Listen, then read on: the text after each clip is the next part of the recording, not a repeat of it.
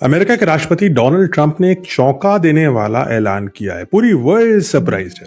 उन्होंने कहा कि वेनेजुएला के राष्ट्रपति निकोलस मडूरो को अमेरिका ने कैप्चर कर लिया, यानी पकड़ लिया है। एक सैन्य कार्रवाई के तहत ऐसा किया गया। और इतना ही नहीं, उन्हें और उनकी वाइफ को अब वेनेजुएला से बाहर कहीं अमेरिकन ले गए हैं। कहां ले गए हैं वो बाद में पता लगेगा। इस घोषणा के कुछ घंटों पहले ही वेनेजुएला की सड़कों पर डर उतर चुका था। लगभग 2 बजे रात में वेनेजुएला की राजधानी कैराकस में लगातार 7 जोरदार धमाकों की आवाज सुनी गई। उसके तुरंत बाद लो एल्टीट्यूड यानी कम ऊंचाई पर उड़ते हुए लड़ाकू विमान ने पूरे शहर के कई इलाकों के ऊपर चक्कर लगाए।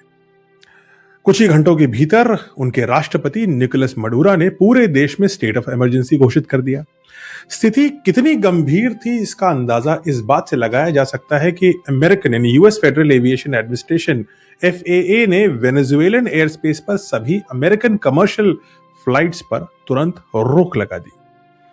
लेकिन अब सवाल यह है कि यूनाइटेड स्टेट्स यानी अमेरिका आखिर वेनेजुएला एक छोटा सा देश है, उसमें इतनी गहरी दिलचस्पी क्यों ले रहा है? अमेरिका की आधिकारिक कहानी काफी समय से एक ही रही है, ड्रग्स। अमेरिका का एलिगेशन है कि वेनेजुएला और वेनेजुएला की सरकार नार्को ट्रैफिकिंग यानी ड्रग्स की सप्लाई और स्मगलिंग में शामिल है। लेकिन क्या यही पूरी सच्चाई है? क्योंकि अमेरिका के अंदर ड्रग्स की क्राइसिस तो है, लेकिन ये ड्रग अलग अलग जगहों से आते हैं और वेनेजुएला उस लंबी सी लिस्ट में महज एक नाम है। तो वेनेजुएला को खास रूप से क्यों टारगेट किया जा रहा है?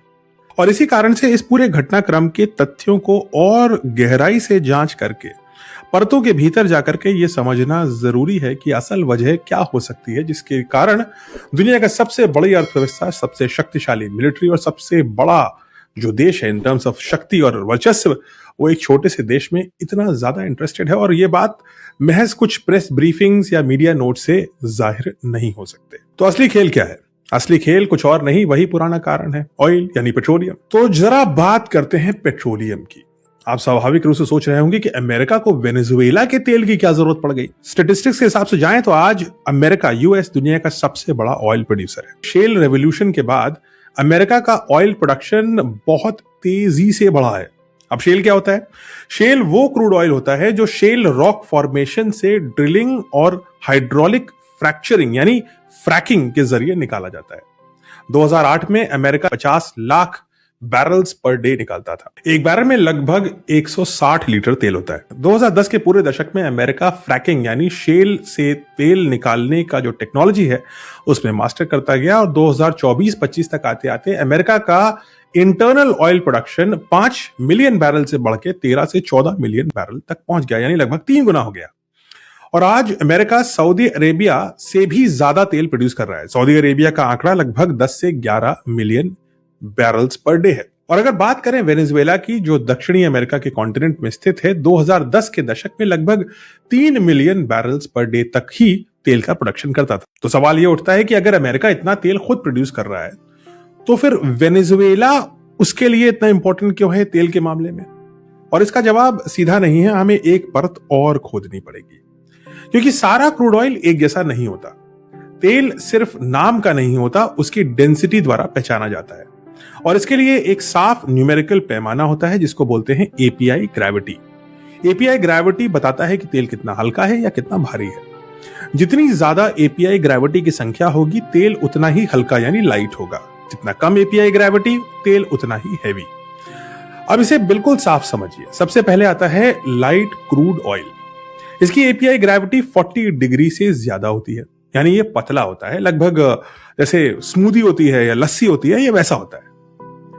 और इसे रिफाइन करना आसान है, सस्ता भी है।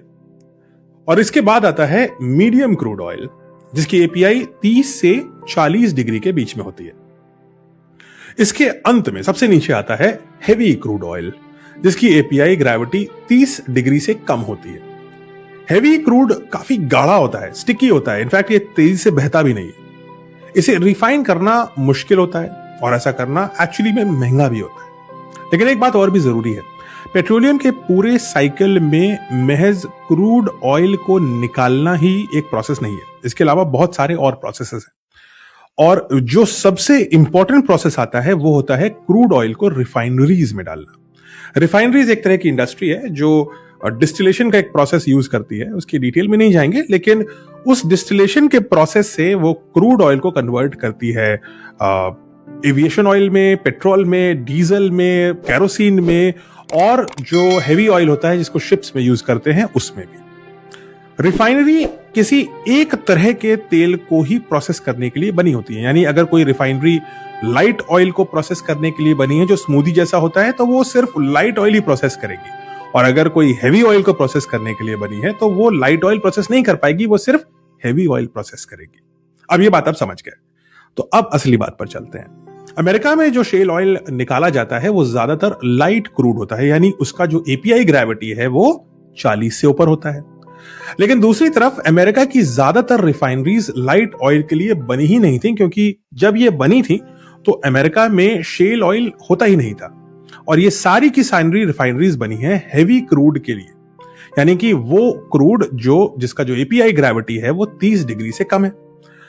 और वहीं से वेनेजुएला की एंट्री होती है, क्योंकि वेनेजुएला ही वो देश है जिसका ज्यादातर जो तेल है वो हैवी क्रूड होता है।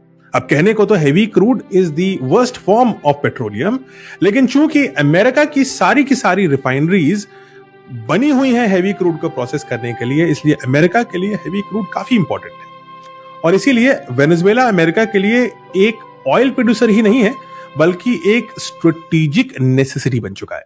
यानी आज अमेरिका के पास तेल तो बहुत है, लेकिन अपनी रिफाइनरीज को चलाने के लिए सही किस्म का तेल नहीं है। और यही वजह है कि अमेरिका भले ही ऑयल प्रोडक्शन तो रिकॉर्ड रूप में कर रहा है, लेकिन आज भी उसे फॉरेन क्रूड ऑयल इंपोर्ट करना पड़ता है। और ये जो क्रूड ऑयल इंपोर्ट होता है ये लगभग 70% हैवी क्रूड ऑयल होता है, क्योंकि हैवी क्रूड ऑयल अमेरिका में खुद का नहीं होता। तो सवाल उठता है अब ये कि दुनिया में कौन से ऐसे देश हैं जहां पर हैवी क्रूड मिलता है, और यही आपका जवाब आपको मिल जाएगा इस पूरे प्रकरण का। जवाब बहुत सीमित है। दुनिया में 3 बड़े देश हैं जहां पर हैवी क्रूड होता है, जिसे अमेरिकन रिफाइनरीज को जरूरत है उस हैवी क्रूड ऑयल की।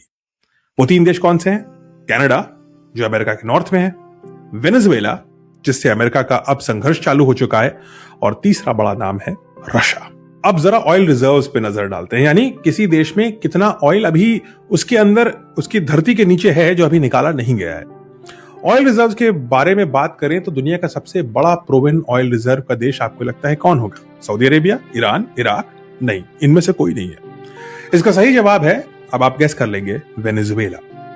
दुनिया का सबसे बड़ा ऑयल रिजर्व वेनेजुएला में है, और सबसे बड़ी बात, उस रिजर्व का ज्यादातर हिस्सा हेवी क्रूड है, और ये वही तेल है जिसकी अमेरिकन रिफाइनरीज को आज भी जरूरत है। लेकिन पिछले कुछ सालों में वेनेजुएला से यूएस ऑयल इंपोर्ट्स लगभग खत्म हो चुके हैं, क्योंकि इन दोनों देशों के बीच पॉलिटिकल टेंशन बढ़ता जा रहा है। आज अमेरिका की करीब 61% ऑयल इंपोर्ट सिर्फ एक देश से आते हैं, और वो है कनाडा। कनाडा के साथ भी अमेरिका के जो संबंध हैं वो डोनाल्ड ट्रंप के प्रेसिडेंट बनने के बाद से थोड़े खट्टे होते गए हैं। लेकिन कनाडा से 2/3 के लगभग तेल इंपोर्ट करते करते वेनेजुएला से आने वाला इंपोर्ट लगभग शून्य हो चुका है, और यहीं से वेनेजुएला एक देश नहीं बल्कि एक जियोपॉलिटिकल चेस बोर्ड बन जाता है, जिसके इकोनॉमिक इंपैक्ट बहुत बड़े हैं। क्योंकि अगर वेनेजुएला की में रेजीम चेंज होता है, यानी वेनेजुएला के राष्ट्रपति हटा करके अमेरिकन फ्रेंडली कोई सरकार आती है, तो वेनेजुएला से सैंक्शंस तो हटेंगे ही, लेकिन साथ ही साथ दुनिया का सबसे बड़ा heavy crude reserve American energy system को पावर देने के लिए फिर से एक्सेसिबल हो जाएगा। और यही वजह है कि कहानी शायद सिर्फ ड्रग्स तक ही सीमित नहीं है। ये कहानी है अमेरिका की एनर्जी सिक्योरिटी की, उसकी रिफाइनरी की इकोनॉमिक्स की, और उनकी रिफाइनरीज की हेवी क्रूड की भूख की, और ऑफ कोर्स जियोपॉलिटिक्स की। वेनेजुएला और अमेरिका के बीच में जो संघर्ष है वो एकदम से चरम पे पहुंच गया है। किसी एक देश के राष्ट्रपति को इस तरीके से गिरफ्तार करके कहीं ले जाना is a major international incident, जिसका शायद कोई इंटरनेशनल एग्जाम्पल हिस्ट्री में नहीं है। इस पूरी घटना का अंत कहां होगा ये अभी कहना मुश्किल है, लेकिन ये तो तय है कि इस पूरे प्रकरण के पीछे बहुत सारे इकोनॉमिक और पॉलिटिकल डिमेंशंस हैं।